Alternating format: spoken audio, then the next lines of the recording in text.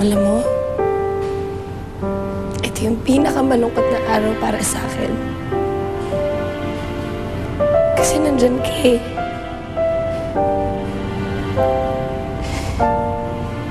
Hindi ko inakala na darating yung araw na to.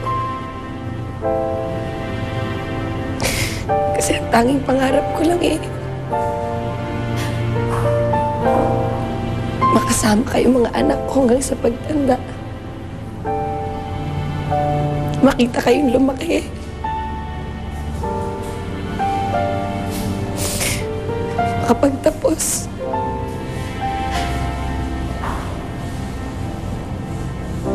Magkaroon ng pamilya.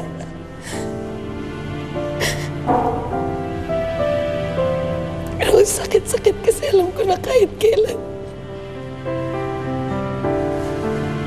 Kahit kailan hindi na mangyayari yun eh. Anak. Mahal na mahal ka ni Mami.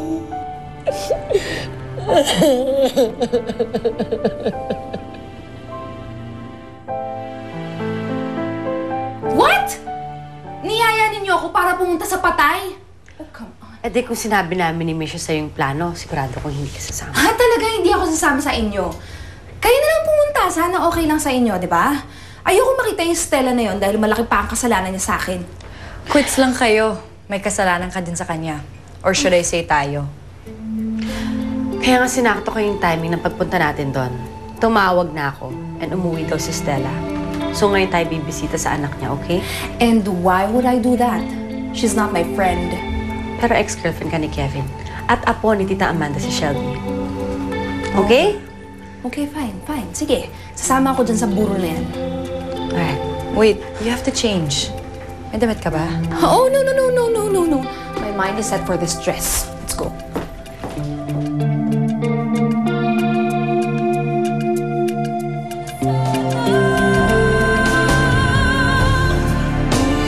Ako ba tayo nagpang-abot?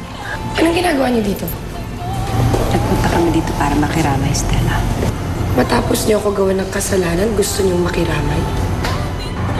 Stella, ayaw namin ng gulo. Please, for Shelby, maging disente ka. Wala na akong kapatid. Sino na po kalaro ko? Kevin! Kevin, lumabas ka dyan! Anong kaguluhan na naman ang ginagawa mo dito, Stella? Kukunin ko na ang anak ko. Asan si Miggy? Umalis ka na, Stella. Baka hindi ko mapigilan yung sarili ko kung ano magawa ko sa'yo. Ano? Ibibigay mo sa akin ang anak ko? Oo, bubutasin ko yung lalamunan mo. Ano?